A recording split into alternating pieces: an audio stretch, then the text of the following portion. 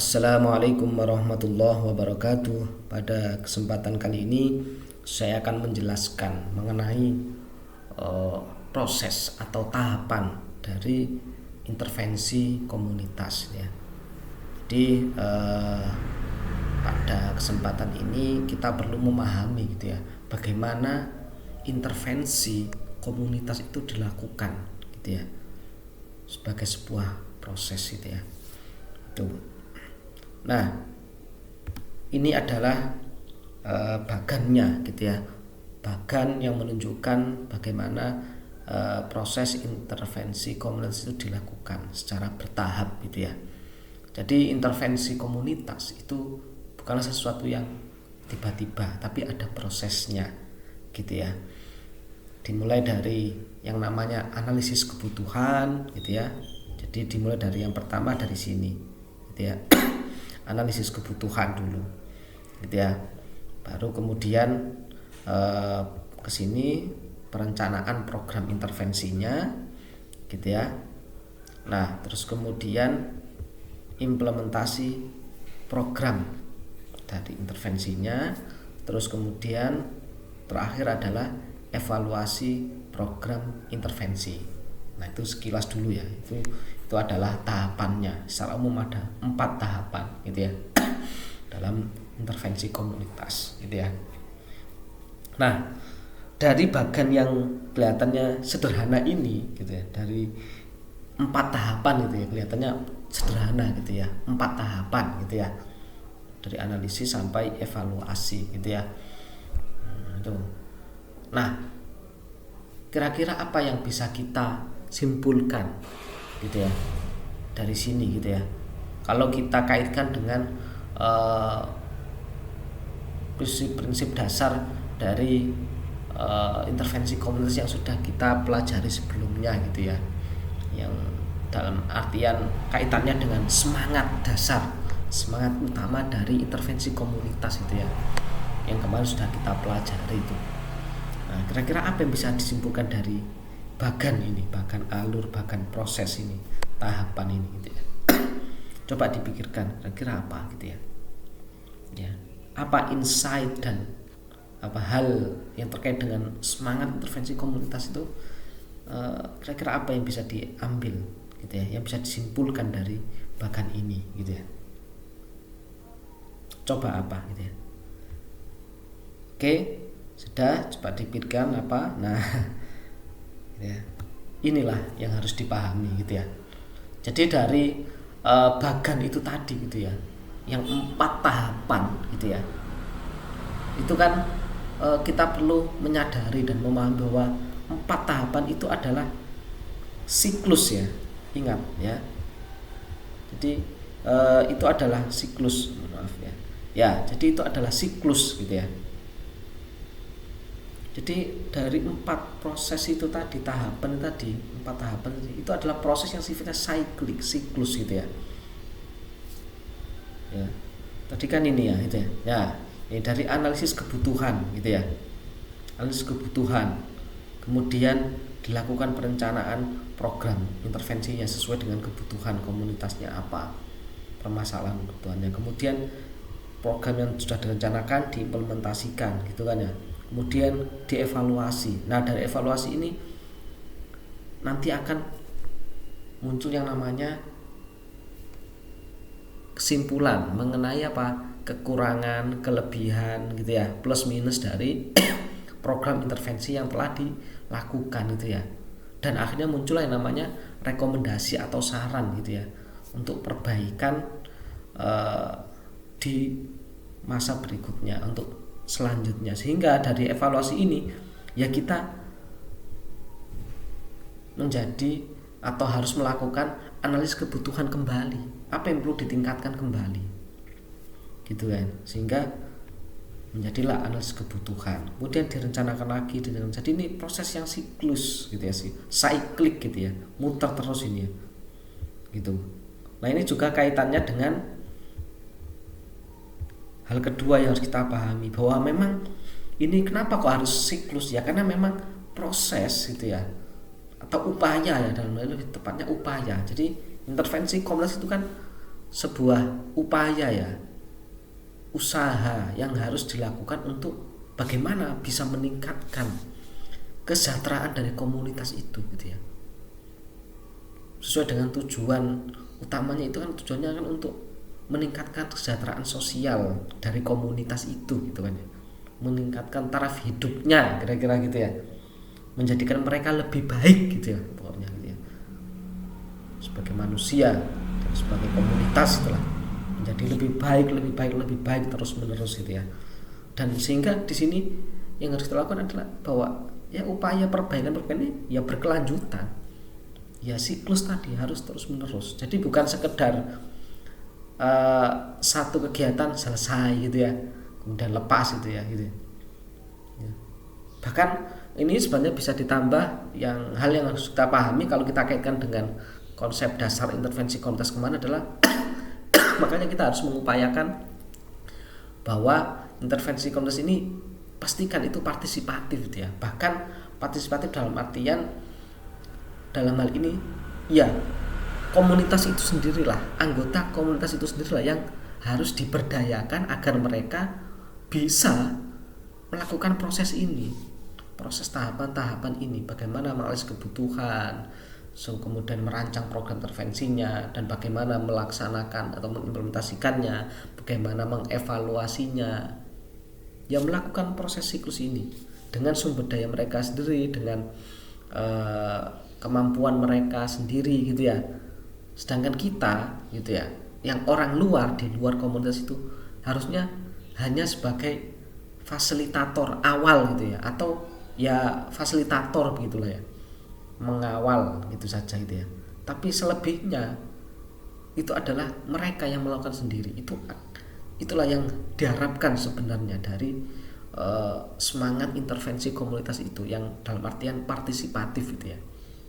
Jadi dari mereka, oleh mereka, untuk mereka gitu ya. Jadi tidak terlalu banyak intervensi dari luar gitu ya, walaupun kata-katanya intervensi. Nah, intervensi di sini intervensi yang diharapkannya benar-benar partisipatif itu tadi ya, minimal gitu ya. Gitu ya. Mungkin di awal ya, tapi berikutnya ya diharapkan ya benar-benar partisipatif itu gitu ya. Jadi kita hanya sebagai fasilitator gitu ya, memantau, mengawal, memberikan masukan, saran yang seperlunya.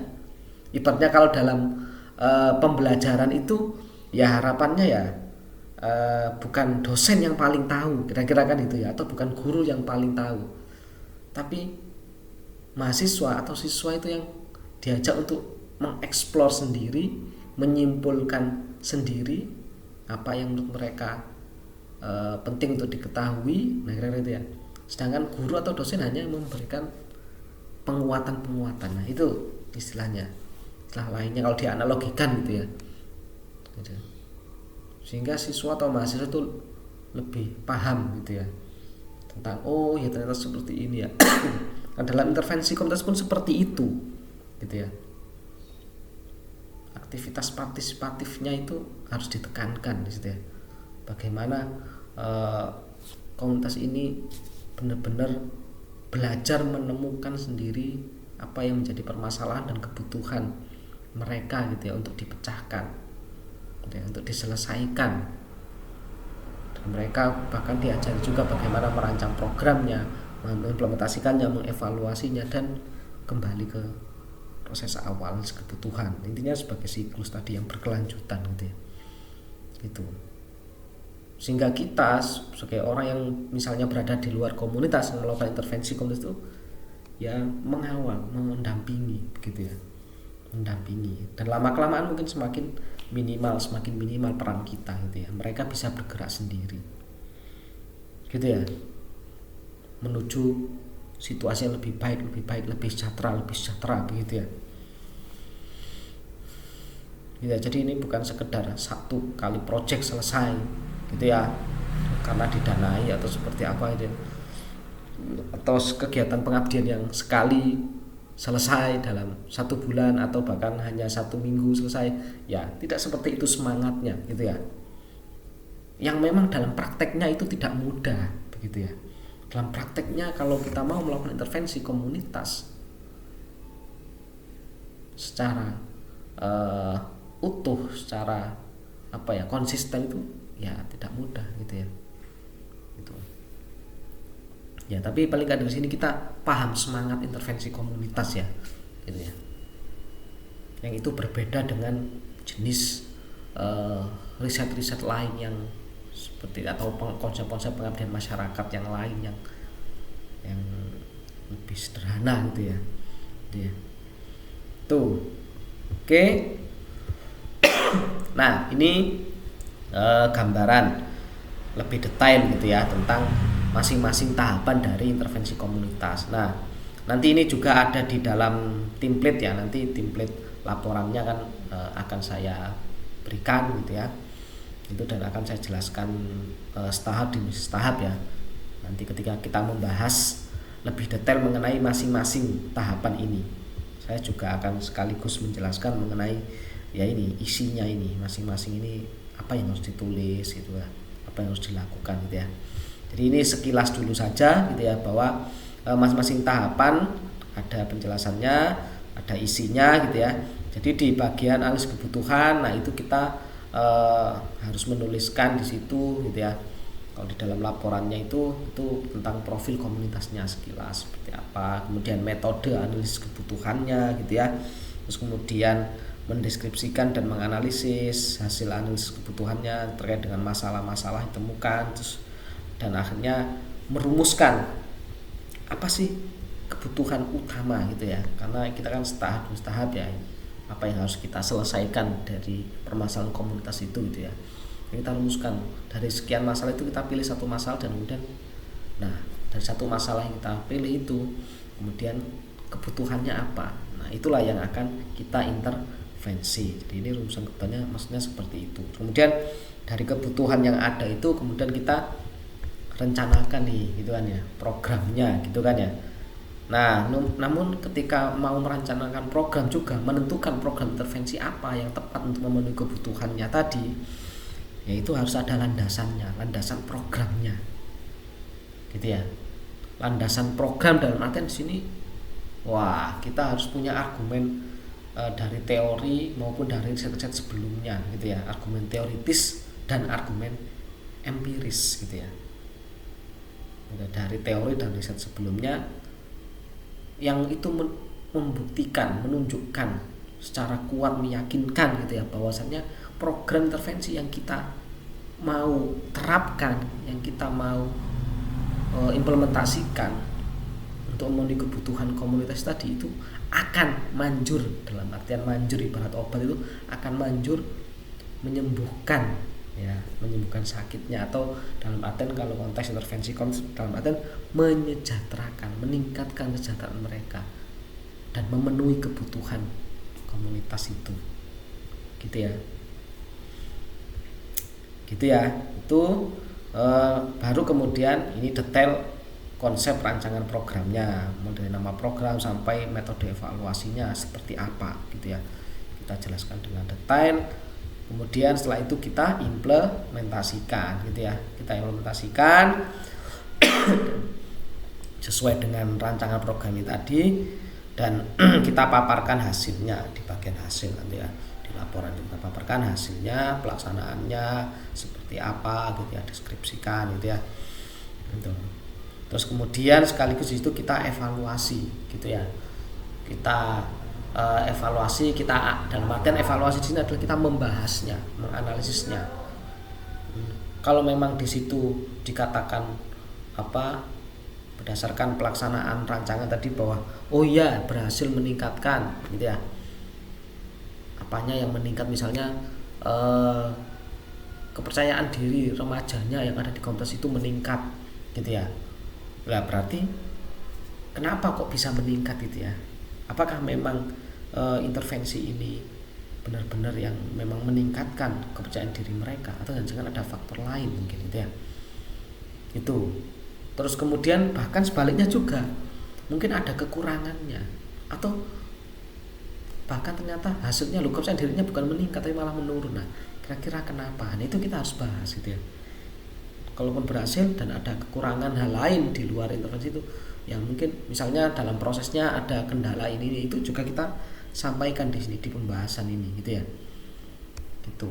Dari sisi proses intervensinya, ada kekurangan apa kita ceritakan juga, kita analisis, kita bahas juga gitu ya maksudnya. Dan kalaupun dari hasil intervensinya ternyata nggak berhasil, nah itu ataupun berhasil tetap kita bahas juga kenapa kok bisa berhasil, kok bisa nggak berhasil gitu.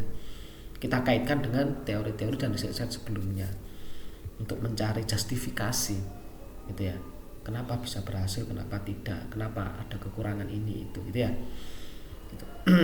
Nah dari situ, dari evaluasi itu kemudian kita memberikan rekomendasi gitu kan ya, kira-kira apa yang harus ditingkatkan lagi gitu kan ya, apa yang harus dilakukan ke depannya agar kesejahteraan komunitas itu semakin meningkat lagi gitu ya. Kan harapannya tadi sebagai siklus, sebagai proses berkelanjutan, kesejahteraannya semakin meningkat terus gitu ya. Nah apa rekomendasinya, sarannya gitu ya yang bisa diberikan berdasarkan hasil evaluasi dari implementasi program intervensi yang sudah dilakukan itu gitu ya. Itu gambaran isi dari masing-masing tahapan gitu ya dalam proses intervensi komunitas ini gitu ya. Untuk penjelasan lebih detailnya di bahasan berikutnya gitu ya. Oke, saya kira itu ya, semoga bisa dipahami konsep dasar tentang tahapan intervensi komunitas gitu ya. Jadi intinya intervensi komunitas itu tahapannya itu adalah sebuah siklus. Siklusnya dalam artian apa? Siklus untuk peningkatan kesejahteraan komunitas, perbaikan kesejahteraan komunitas itu, yang itu dilakukan secara berkelanjutan gitu ya. Gitu, dan di masing-masing tahapan ada hal-hal yang harus kita tuliskan, yang harus kita laporkan gitu ya. Tujuannya apa ya? Untuk menunjukkan bahwa intervensi komunitas adalah proses yang ilmiah loh, bukan sesuatu yang ngasal, kira-kira gitu ya. Jadi intervensi komunitas itu proses yang ilmiah ya, yang akademis gitu ya, bukan proses yang sekedar dipengaruhi oleh emosi ya, kira-kira gitu ya, emosi ataupun ya pokoknya asal jadi gitu ya, enggak gitu. Jadi proses yang benar-benar ilmiah gitu ya, yang itu memang seharusnya dilakukan oleh orang-orang yang memang paham tentang konsep intervensi komunitas itu gitu ya. Jadi bukan sembarang orang gitu ya. Nah oleh karena itulah kita sebagai calon akademisi, calon ilmuwan, calon praktisi psikologi itu ya dituntut untuk bisa melakukan intervensi komunitas ini gitu ya, lewat ya ini pembelajaran di perkuliahan ini. Harapannya kita bisa benar-benar memahami konsepnya dan bisa menerapkannya, melakukannya gitu ya, melakukan intervensi komunitas ini. Oke, seperti itu presentasi dari saya kali ini, semoga bermanfaat. Saya akhiri, wassalamualaikum warahmatullahi wabarakatuh.